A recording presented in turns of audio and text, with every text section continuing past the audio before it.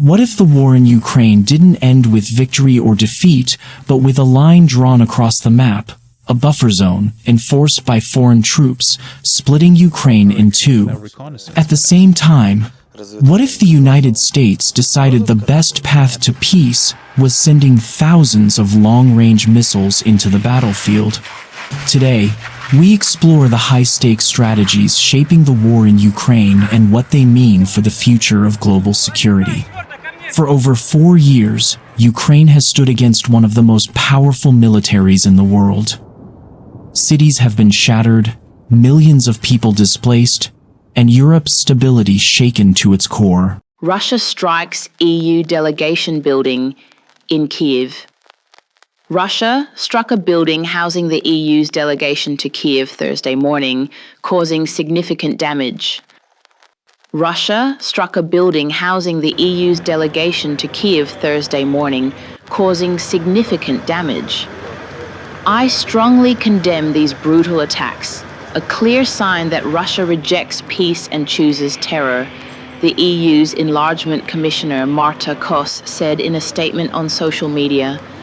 Our full solidarity goes to EU staff, their families, and all Ukrainians enduring this aggression, she continued.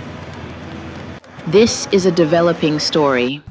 The war has become not just a battle between Russia and Ukraine, but a defining struggle between democracy and authoritarian power.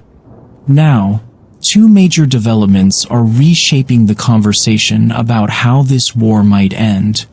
The first, a controversial European plan to establish a 40-kilometer buffer zone between Russian and Ukrainian forces, a neutral strip of land designed to stop the fighting. The second, a massive U.S. word 40-kilometer arms sale, worth more than $800 million, sending thousands of advanced cruise missiles to Ukraine. Together, these proposals represent two very different visions of peace, one built on compromise, the other on deterrence. But both raise urgent questions. Can peace ever come through territorial concessions? And can more weapons truly end a war, or do they risk prolonging it? How we got here. The roots of this war run deep. In 2014, after Ukraine's pro-European revolution, Russia seized crime in a swift and brutal annexation. In the east, Moscow fueled separatist movements, sparking years of grinding conflict in the Donbass region. Despite international efforts like the Minsk agreements, fighting never fully stopped. Tensions boiled until the 24th of February 2022, when Russian forces poured across the border in a full-scale invasion. Moscow's goal was clear: topple the government in Kyiv and bring Ukraine back under its control. But the invasion did not go as planned. Ukrainian forces, bolstered by Western weapons and an unbreakable will to resist, stopped Russia's advance toward Kyiv. What Russia expected to be a quick victory turned into a long, brutal war of attrition. 4 years later, the front lines stretch across hundreds of kilometers. Cities like Bakhmut and Mariupol have become symbols of destruction. Millions of Ukrainians live in exile, and the world continues to debate how this war can finally end. Europe's buffer zone proposal. In recent weeks, European leaders have floated a bold idea, creating a 40-kilometer demilitarized zone inside Ukraine. The concept is simple. On paper, move Russian and Ukrainian forces back, separate them with neutral peacekeepers, and enforce a ceasefire. Supporters say it could stop the bloodshed, at least temporarily. French and British officials argue that even a frozen conflict is better than endless destruction. Some even believe it could serve as a stepping stone toward a permanent peace settlement. But the plan is deeply controversial.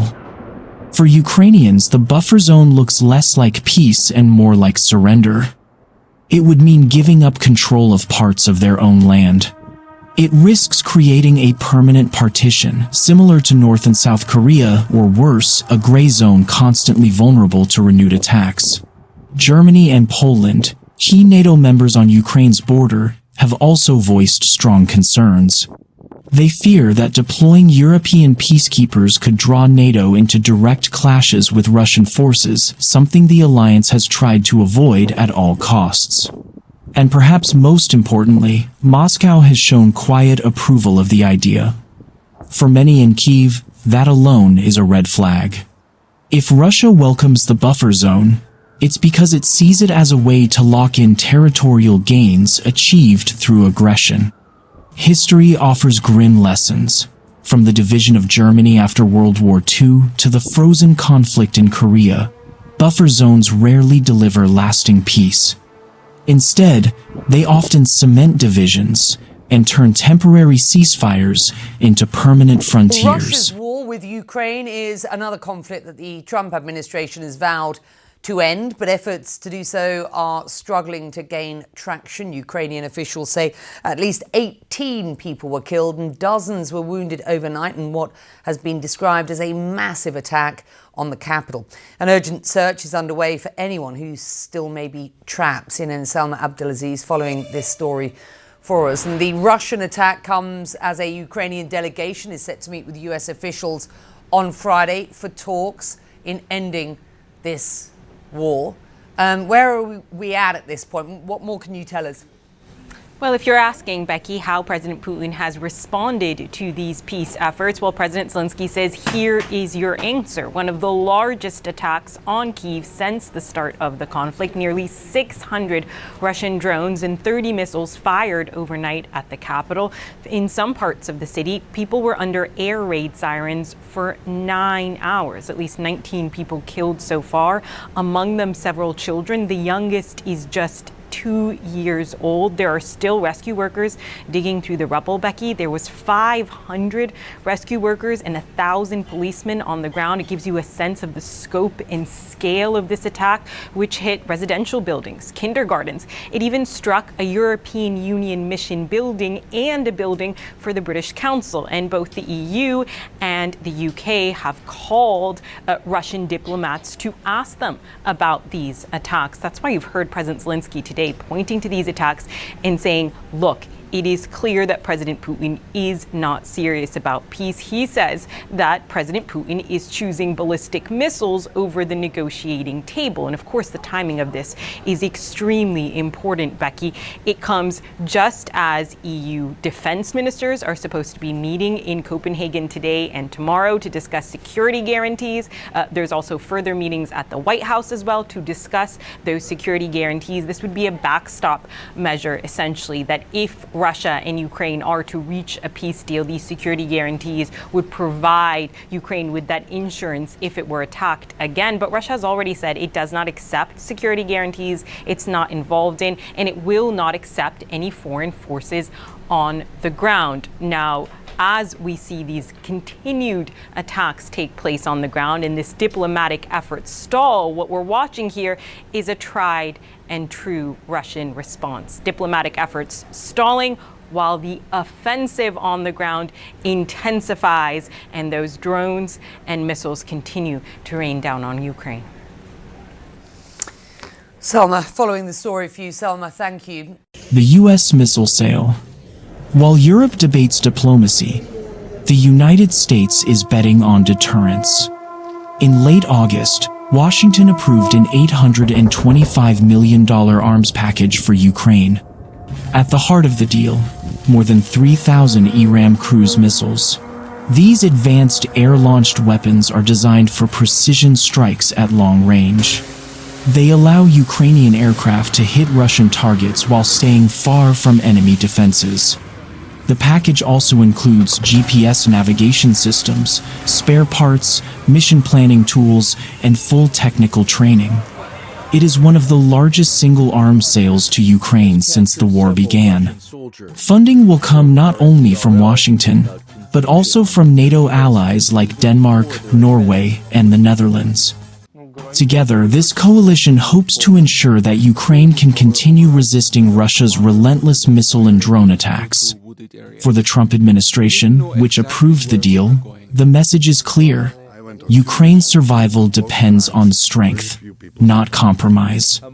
By giving Kyiv more powerful weapons, The US aims to raise the costs of Russia's war and eventually force Moscow to negotiate from a position of weakness. But critics warn that more weapons could escalate the conflict. Russia has already threatened retaliation for Western arms shipments, and each new system delivered to Ukraine risks pushing Moscow closer to desperate measures. The bigger picture.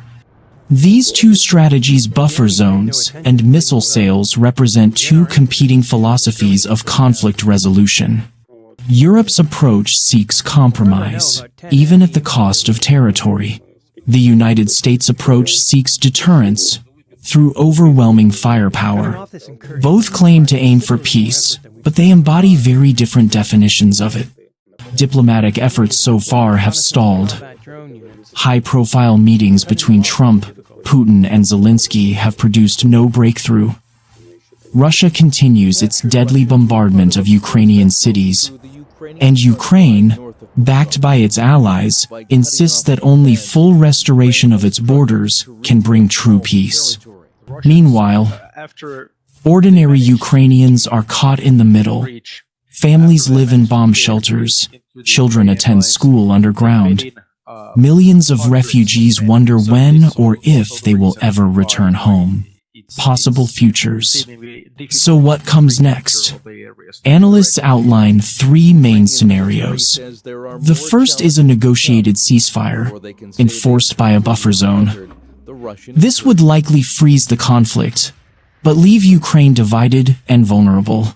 The second is a frozen conflict without formal peace, a situation where fighting slows but never truly stops. This is the reality in places like Korea, where the war technically never ended. The third is continued war, with neither side willing to compromise. In this scenario, Ukraine would keep fighting with Western weapons, while Russia doubles down on its strategy of attrition. The human cost would rise, and the region would remain unstable for years. Conclusion. The war in Ukraine is more than a battle over territory. It is a test of global principles. The right of nations to exist freely, the limits of aggression, and the willingness of democracies to defend their allies. Europe's buffer zone proposal asks, should peace come through compromise? The US missile sale asks, should peace come through strength? For now, the answers remain uncertain. What is certain is that Ukraine's struggle is far from over, and the decisions made today in Kyiv, in Washington, and in European capitals will shape not only the future of Ukraine, but the security of the world for decades to come. The question is no longer just how this war will end, but what kind of peace the world is willing to accept.